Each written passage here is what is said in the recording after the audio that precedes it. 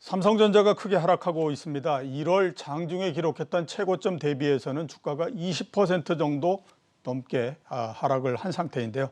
가격이 떨어지면 떨어질수록 시장의 자신감은 점점 더 없어지는 그런 상태가 아닌가라는 생각이 듭니다. D램 가격이 하락하는 등 곧 반도체 경기가 정점을 기록하고 그다음에 내려올 거다라고 하는 우려가 작동을 하고 있는 상태인데요. 실제로 그렇게 될지는 시간이 좀 지나봐야 우리가 판단할 수 있지 않을까라는 생각이 듭니다.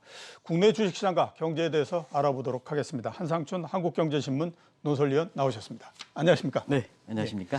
자, 오늘 시장이 시장인 만큼 반도체에 대해서 좀 여쭤봐야 될 것 같습니다. 외국계 모건 스탠리를 비롯해서 외국계에서 몇몇 군데에서 반도체에 대해서 안 좋은 레포트를 내놨고요. 그에 따라서 외국인들의 매도가 계속해서 몰리면서 지금 주가가 하락을 하고 있는 상태입니다.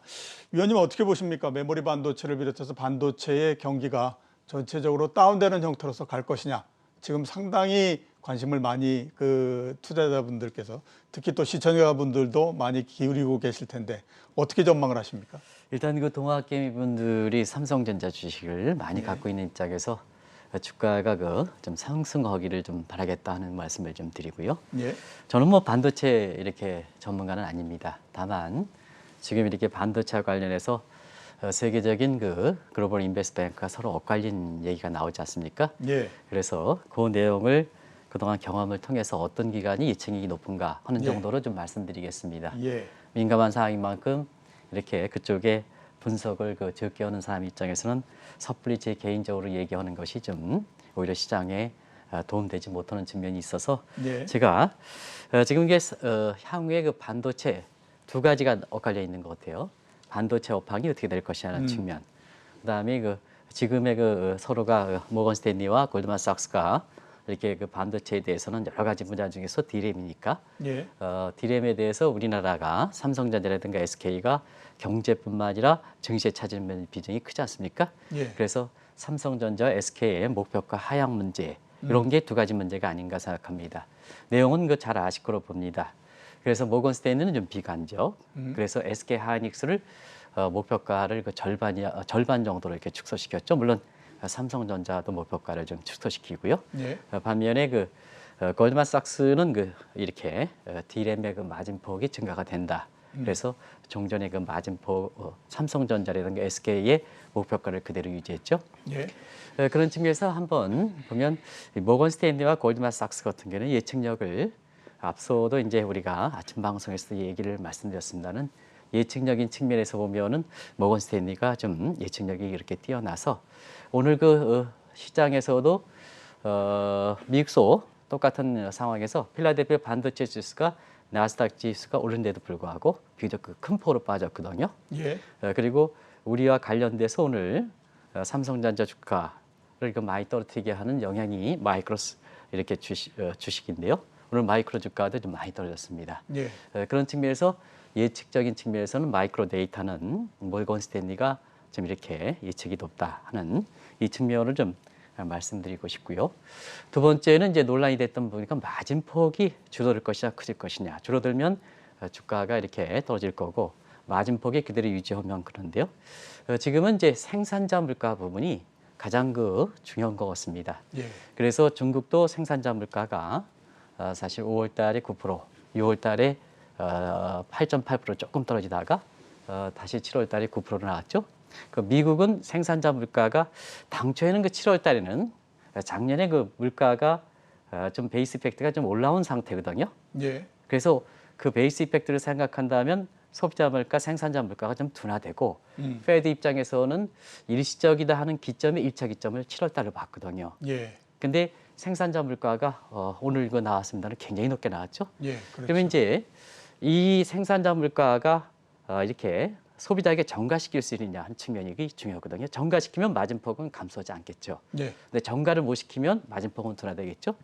그런 측면에서 보면 지금 미국도 그렇고 일본, 중국도 그렇고 전 세계적으로 보면 테크래시 문제 때문에 이 테크놀로지 기업들이 사실 독과점 문제로 인해서 예. 그동안 소비자에게 많은 횡포를 했기 때문에 예. 이 물가의 상승 부분을 전가를 좀 시키는 역이 좀 적습니다. 예. 그런 측면에서 보면 골드만삭스 것처럼 마진폭이 그대로 유지한다는 것보다는 마진폭이 좀 줄어들지 않겠느냐 예. 하는 측면에서 미국의 그 필라델피아 반도체 지수도 모건 스탠리의 이렇게 전망대로 오늘 나스닥 지수가 최근에 이렇게 상승에도 불구하고 떨어지는 모습을 보였다.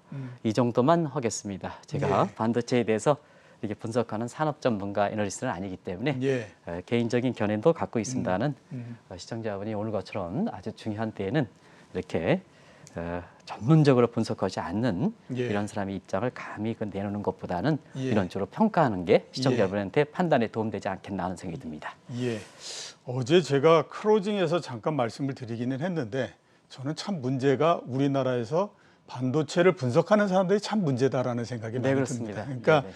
저도 개인적으로 아주 전적으로 공감합니다. 그동안에 1월 달서부터 계속해서 무슨 작년도 말서부터 빅사이클 모두 다가 한 목소리로 얘기를 해놓고 지금 어려울 때 되니까 아무런 얘기를 안 할 뿐만 아니라 그다음에 제가 쭉 이렇게 팔로우를 해보면 이미 5월 달에 디램 익스체인지에서 3분기 정도의 디램의 가격이 고점을 치고 4분기에는 횡보할 거다. 그리고 내년도는 약해질 가능성이 높다. 이런 얘기를 했었거든요. 네. 그다음에 6월 달에 이미 디램 그 반도체를 수요하는 쪽의 재고가 굉장히 크게 늘어났다. 그래서 모바일 디램에 사용되는 디램이나 이런 게 재고 그 기간이 10주에서 12주 정도까지 늘어났고 서버가 9주 정도로서 늘어났다라고 얘기를 했거든요. 그 당시에 많이들 얘기한 게 뭐냐면 적정 재고는 4에서 5주 정도다. 그러면 저의 적정 재고의 2배 내지 3배 정도가 됐기 때문에 그 당시에 이미 그런 것들이 뻔히 보였었던 건데 우리나라에 분석하는 사람들은 그때도 똑같이 얘기를 했었거든요. 그때도 똑같이 빅사이클이 어떻고 앞으로 4분기에 이익이 어떻게 될 거고 그렇기 때문에 어떻고 그 얘기를 했었는데 그거를 뻔히 알 수 있는데 왜 여태까지 계속 이런 형태로서 사실은 이렇게 기업 분석과 관련돼서는 아마 시청자분도 저보다도 아마 우리 이종호 센터장께서 아주 더 전문가이기 때문에 지금 말씀하신 내용들을 보면 아주 이렇게 어느 정도 예고됐지 않았느냐 하는 생각이 드는데요. 사실 슈퍼 사이클, 빅 사이클 논쟁이 작년 말에 그렇죠. 대형주 중심으로 이렇게 주장했던 사람들, 예를 들어서 뭐 이 대형주 떨어질 때마다 줍줍해라 뭐 해가지고 4,100, 4,000 얘기했던 분들이 많지 않습니까? 이때서부터 슈퍼 사이클 얘기 나오는데요. 사실 아침에 이 방송에도 슈퍼 사이클이라는 용어는 쉽게 오는 게 아닙니다. 그렇죠. 예. 이게 쉽게 쓰는 게 아닙니다. 쉽게 슈퍼 사이클 개념이라든가 이런 측면에서 이렇게 보면 사실상 가능성이 적습니다. 어떤 형태든 간에 반도체뿐만 아니라 그때 당시 5G라든가 그다음에 원자재 문제 이런 쪽에 진단해 드렸습니다는 이러한 그 용어의 개념을 잘 안 해주고 자기 예측을 그 디펜스하기 위해서 자꾸 이게 들이대는 모습. 지금 이제 우리 이종호 센터장께서 잘 그 지적해 주셨습니다는 이번에 그 이재용 부회장 이렇게 해서 가석방 직전에도 외국인들이 삼성전자 주식을 좀 샀지 않습니까? 그렇죠. 예. 그런 상태에서 뭐 환율이 본격적으로 하락인데 환차에 기대된다. 앞으로 삼성전자 주가가 본격적으로 올라간다 이렇게 해가지고 8만 뭐 200원대까지 올라왔던. 그래서 그때 뭐 각종 유튜브 방송을 통해서 봐라 이렇게 얘기했지 않습니까? 그렇죠. 예. 근데 사실 본질적으로 나중에 외국인들이 왜 떠나가는가 하는 측면은 본질적 요인을 관계없이 그런 쪽으로 하다 보니까 자 96,000대 연초에서 샀던 사람들도 지금 아주 20% 이상 떨어지니까 당혹스러운 거고 그렇죠. 또 마지막으로 사실 그 82,000원대 이렇게 해서 했던 사람들은 전부 삼성전자에 투자하는 상태에서 이렇게 저가 사서 하라 이런 측면이다 보니까 신용을 건 사람들이 많거든요. 그러다 보니까 주가가 떨어지니까 또 이게 반대 매매가 오래되는 상황 아니겠습니까? 그리고 또 한 가지 제가 우리 증시 이렇게 최고 전문가분께 얘기하겠습니다. 많은 사람이 주가가 떨어질 때마다 대형주 주장하고 코스피 4,000 넘어간다 주장하는 사람이 저가 분할 매를 해서 해라 이런 쪽을 개인에게 얘기하고 있습니다. 그런데 사실 그 기업 기관처럼 자금이 많으면 저가 매수할 수 있습니다. 맞습니다. 근데 개인들은 사실 동학개미분들이든가 이런 게 투자 금액이 얼마나 됩니까? 1,000만 원, 2,000만 원대 이렇게 되지 않습니까? 이런 분들이 어떻게 분할 매수합니까? 그러면 분할 매수하는 그런 사람의 주체에 따라서 다른 거 아니겠습니까? 분할 매수. 개인들한테 분할 매수라는 게 그게 쉽지 오히려 지금 것처럼 어려운 상황을 연출할 수 있는 대목이거든요. 그런 측면에서는 저도 지금 이정우 센터장님께서 지적해 주셨습니다는 저보다 기업 분석가에서 훌륭하시니까 전적으로 공감하는 모습이다. 예. 이미 슈퍼 사이클, 빅 사이클 문제는 작년부터 우리가 개념을 들어서 본질적 개념에서 가능성이 적다.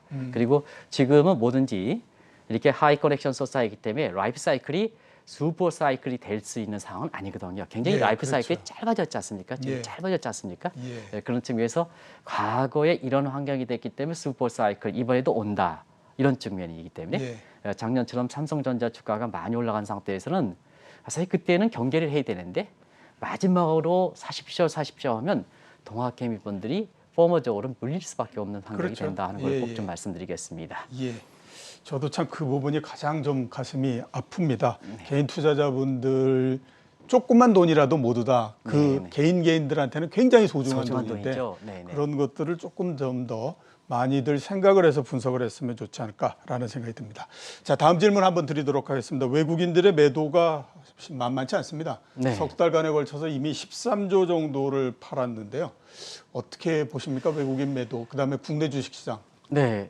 그 외국인들이 한국에 이제 주식을 사느냐 안 사느냐는 한국을 사는 겁니다. 그렇죠. 우리는 이제 선진국이라고 얘기하는 사람들이 있는데요. 지금은 사실 우리 증시 입장에서는 외국인의 주도력은 달러계 자금들이 주도가 되고 상관계수라든가 이런 측면은 이게 외국인 주도는 피어스 상관계수로 분석하고 그다음에 이렇게 미국과 중국과의 상관계수로 보면 지금은 미국의 상관계수가 더 높은 상태에 이런 상태거든요. 예. 그런 측면에서는 달러계 자금 향방에서 한국의 대형주 이렇게 국가를 사니까 대형주에 될 수밖에 없거든요. 예. 그런 측면에서 왜 한국에 투자할 때는 일단 펀더멘탈 측면을 보는 거거든요.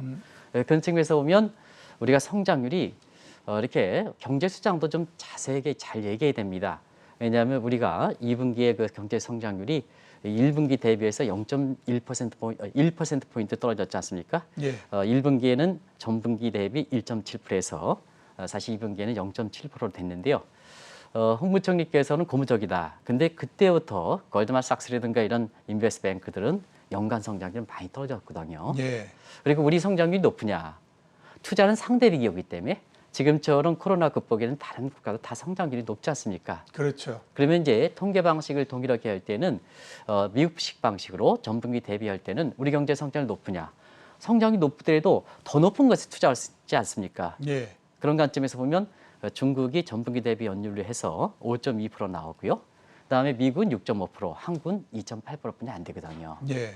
그러니까 0.4에 에스테리크 4승 때리면 2.8% 아니겠습니까? 그렇죠. 그래서 일단 펀더멘탈 측면에서는 우리가 그렇게 투자 매력이 있는 건 아니다 하는 걸 말씀드리고 또 한 가지는 판차익적인 측면에서는 작년에는 아마 우리 그 이 센터님이랑 방송할 때 작년에는 대부분 다 코로나 때 달러 가치가 강세가 된다 했지만 이 방송을 통해서는 유일하게 달러 가치가 안 좋다.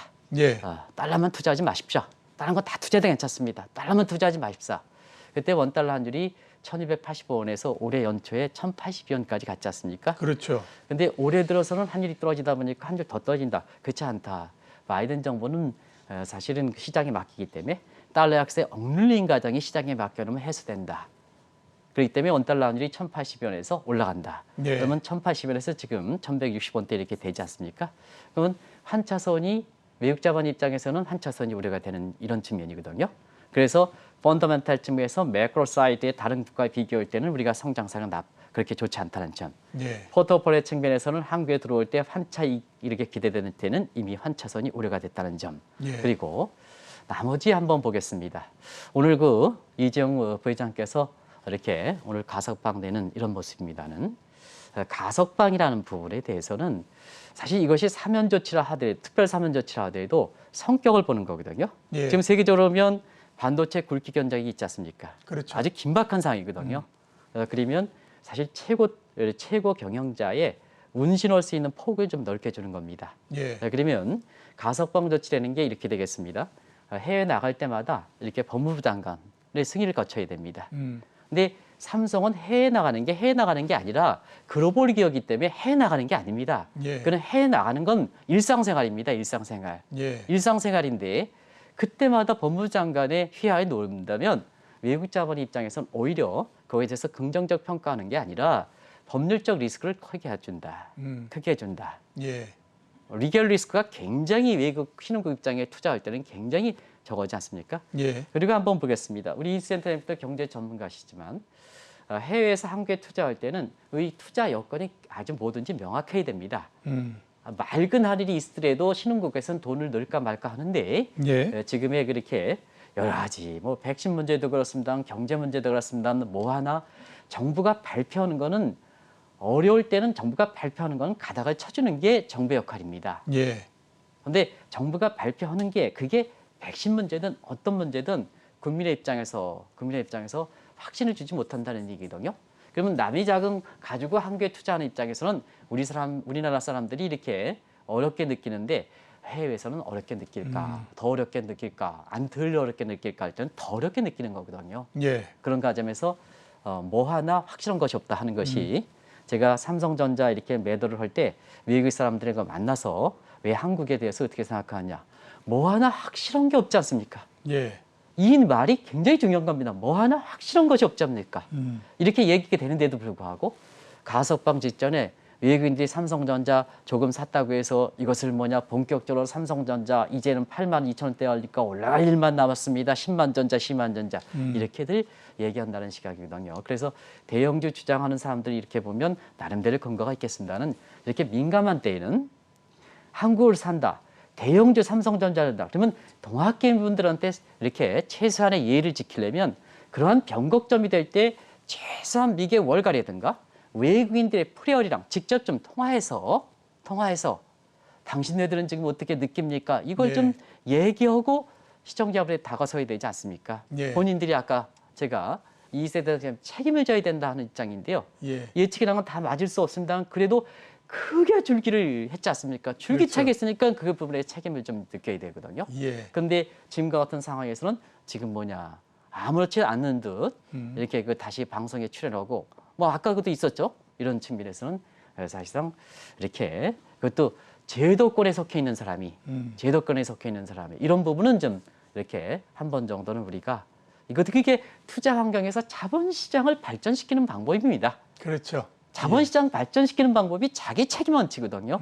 그런 측면에서는 사실 우리가 한번 이런 계기를 해서 그걸 되짚어 볼 필요가 있지 않냐 하는 생각이 듭니다. 예.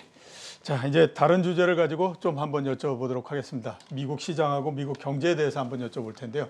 우선 미국 시장을 한번 좀 여쭤보도록 하겠습니다. 그래도 제가 봤을 때 우리 시장이 오늘도 많이 하락을 하지만 제가 봤을 때 그래도 가장 긍정적인 부분이 뭐냐라고 하면 미국을 비롯해서 유럽 시장이 사상 최고치를 계속 경신을 하고 있습니다.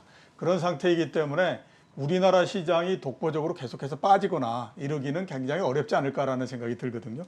미국 시장 어떻게 보십니까? 지금 사상 최고치를 계속 경신하고 있는데 이 추세를 계속 유지할 수 있을까요? 예, 투자는 지수상으로 사상 최고치가 있는 거고요. 예. 수익적인 측면에서 또 생각을 해봐야 됩니다.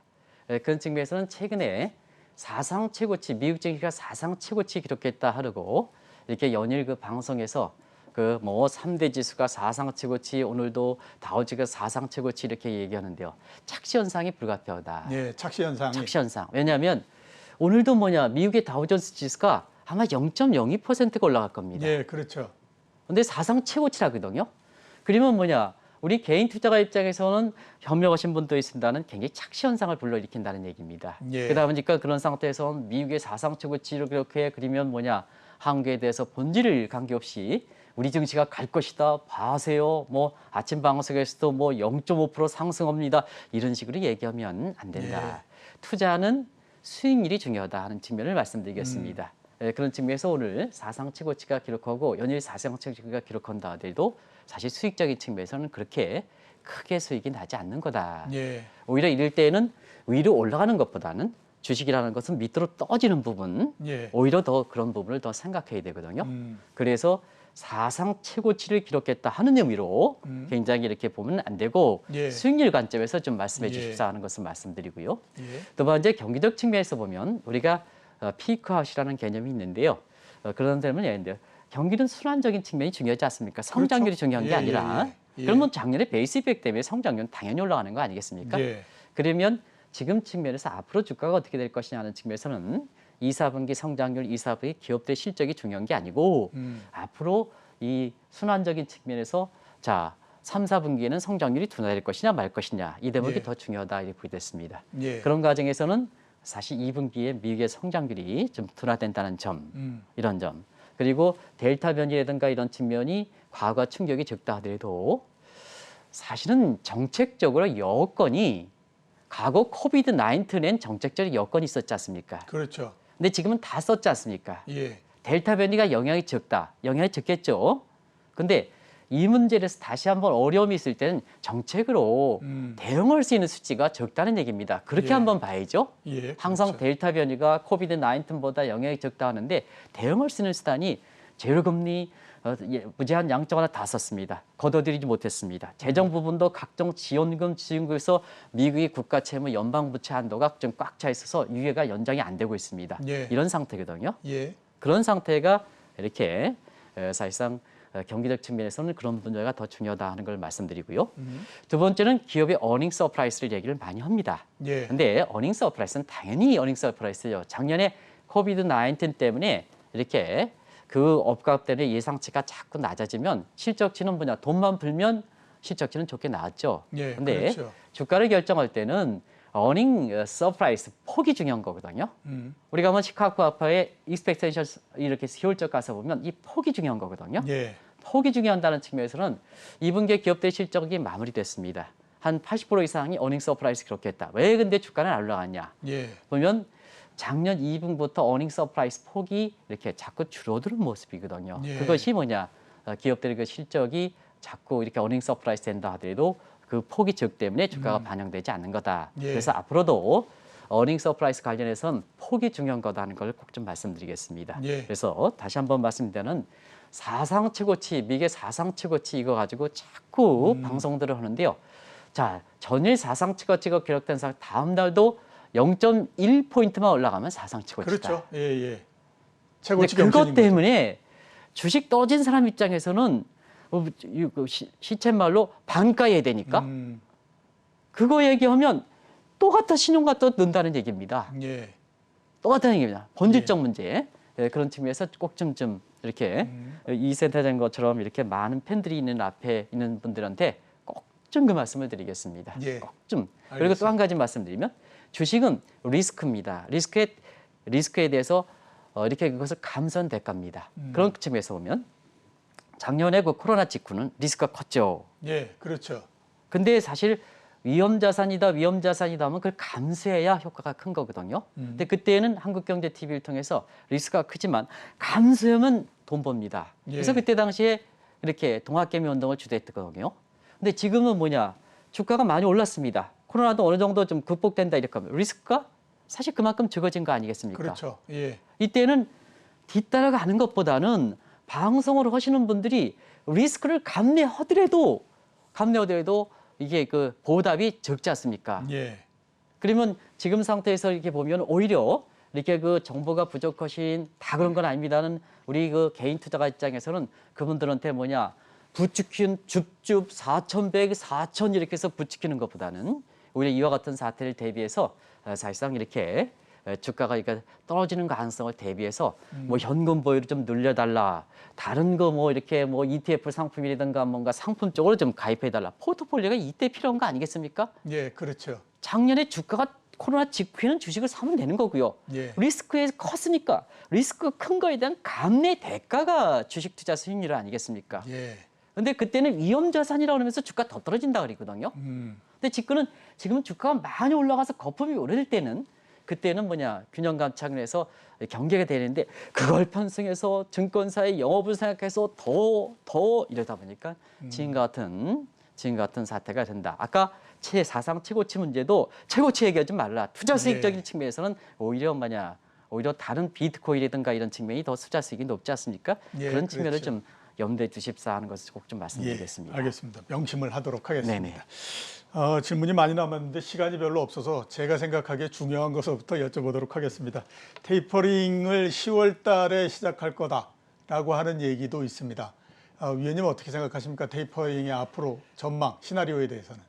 왜 테이퍼링 문제에 대해서 많은 사람들이 뭐 9월 달, 10월 달, 11월 달 뭐 어떤 사람은 2009년 금융위기에 테이퍼링이 4년이 됐으니까 4년을 된다 이렇게 얘기를 했습니까? 그 결정하는 것은 사실 FOMC 멤버들인데 FOMC 멤버들이지 않습니까? 그런 각도에서 꼭 좀 말씀드리면 경제가 나아지면 투자는 선제료 대비하기 때문에 그 시기가 그렇게 중요한 게 아닙니다. 예. 왜냐 어쨌거나 경제가 이렇게 되면 테이퍼링에 미리 대비해서 앞서 말씀드린 같이 주식에 대해서 미리 이렇게 유동성 장세에서 계속해서 주식을 사는 게 아니라 테이퍼링이 다가오니까 그 대비한다면 유동성과 관련된 주식들이라든가 이건 오히려 사는 게 아니라 뒤따라 사는 게 아니라 조정을 해주셔야죠. 조정을 해주셔야죠. 그것이 뭐냐 내가 보기에는 9월 달이다 이렇게 해서 방송을 나오죠. 저는 국제금리 30년 종사하는 사람 입장에서 아직도 FOMC 멤버들 이런 사람보다 월등히 전문적인 지식이 적습니다. 30년 경험을 가장 많이 있는 사람들 월등히 적습니다. 그렇죠. 월등히 적습니다. 전문적인 지식이 적습니다. 그렇기 때문에 그분들의 경계하는 결정하는 역은 존중을 해줄 필요가 있다.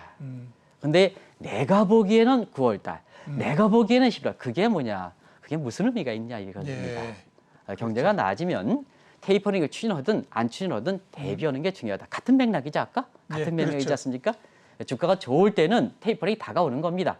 그러다 보니 그때 줍줍해가지고 주가를 부추겨서 주식을 사라 하는 것보다는 그때 경계하는 똑같은 맥락입니다. 똑같은 맥락입니다. 그런 측면에서 테이퍼링이라는 게 구체적으로 그것이 9월 달, 10월 달, 11월 달 시기는 중요하지 않다. 시기는 중요하지 않다. 이렇게 이제 말씀드리고요. 그다음에 사실 테이퍼링 문제에 있어서는 자, 2009년 금융위기라는 관점에서 어제도 누가 와서 뭐 은행에 무슨 사람이 와가지고 그런 얘기를 하시는 것 같은데요. 경제 여건은 다 다른 겁니다. 2009년 4년 후에 테이퍼링 얘기해서 이번에도 테이퍼링이 4년 후에 추진한다. 이거는 잘못돼 있다. 예를 들어서 작년에 한번 보겠습니다. 작년에 센터장님 한번 보시겠습니다. 작년에 코로나 사태 퍼졌습니다. 근데 그때 당시에 불확실하니까 유일하게 증권사가 속해 있는 은행 회장님 이런 분이 유일하게 달러뿐이 갈 곳이 없다. 이렇게 했습니다. 당연히 과거에 생각하면 어려울 때는 안전통화 달러뿐이 갈 곳이 없죠. 근데 왜 이렇게 작년에 달러 가치가 폭락할 것이냐 이렇게 얘기했냐면 자 어렵더라도 어려워진 여건이 다른 거죠. 자 작년에 코로나 문제는 바이러스 질병 문제지 않습니까? 그렇죠. 바이러스 질병 문제면 백신이 보급되기 전에는 인슐레이션 절연이지 않습니까? 사람 이동을 제한시키면 상품 이동 제한되지 않습니까? 그리고 자본 이동도 제한되지 않습니까? 그러면 작년에 한국은 지금은 좀 다릅니다는 우리 국민들이 자발적에서 방역 선진국 경제 피해가 적었지 않습니까? 미군 트럼프 대통령 때문에 뭐냐 방역에 대해서 어떤 경제 피해가 컸지 않습니까? 그럼 미군 왕청 뿌리고 한국은 덜 풀었지 않습니까? 근데 이게 제한된다는 얘기입니다. 그러다 보니까 왕청 푼 미개 달러 가치는 떨어지는 거고 덜 푼 한국의 원화 가치는 올라가는 겁니다. 그래서 원달러율이 1280원에서 1082원으로 떨어지는 겁니다. 그렇죠. 그렇기 때문에 과거에 테이퍼링이 4년 추진하기 때문에 이번도 4번 한다. 안 그렇죠. 왜냐? 작년에는 코로나는 바이러스 질병 문제에 nobody knows이기 때문에 왕창 돈이 뿌렸죠. 무지한 양적하지 않습니까? 그러면 뭐냐? 돈 푼 규모가 다른데요. 경제가 정상이 되면 빨리 회수해야죠. 계속해서 회수하지 않으면 환자한테 마약을 계속해서 주는 거나 마찬가지거든요. 그러면 경제 복원력이 떨어지지 않습니까? 리질런스. 그렇죠. 리질런스 떨어지지 않습니까? 그런 과정에서 이렇게 이런 문제를 해야 된다. 과거에는 이랬기 때문에 내가 보기에는 이렇기 때문에 이런 식으로 하는 것보다는 사실 그 결정권자들이 저보다 훌륭한 사람이기 때문에 그걸 겸허하게 받아들여서 순리대로 정상대로 이렇게 얘기하는 것이 좋은 게 아닌가. 제발 좀 내가 보기에는 9월 달, 내가 보기에는 11월 달. 그리고 만약에 우연의 일치로서 11월 달 테이퍼 봐라 내가 맞추지 않았느냐. 이런 시각은 좀 잘못되어 있다. 예를 들어서 제가 2008년 서프라임 당시에 미국에서 이렇게 한국경제TV에 이렇게 해서 월가 특파원이 됐습니다. 그때 이 센터장님이 가장 훌륭하게 연봉을 또 많이 받으시도록 할 때 기억나실 겁니다. 지금은 뭐 대학 교수님이 됐습니다는 코스피가 1300 간다. 어떻게 맞았습니다. 그랬더니 언론에서 쪽집게다 이렇게 얘기했습니다. 근데 미국에 갔더니 그 얘기를 저한테 얘기하더라고요. 어떻게 쪽집게라는 얘기를 할 수가 있느냐. 당신 언론 제 입장입니다. 그렇죠. 근데 자 맞추려면 주가라는 것은 복합적 요인에서 모든 요인이 작용하는데 그런 예측을 잘 해가지고 맞춘 거냐 하는 측면을 물어보거든요. 예. 예측은 맞을 수가 없습니다. 그렇죠. 맞아요. 뭐든지 이렇게 겸손하게 받아들이는 이런 측면이 중요하다.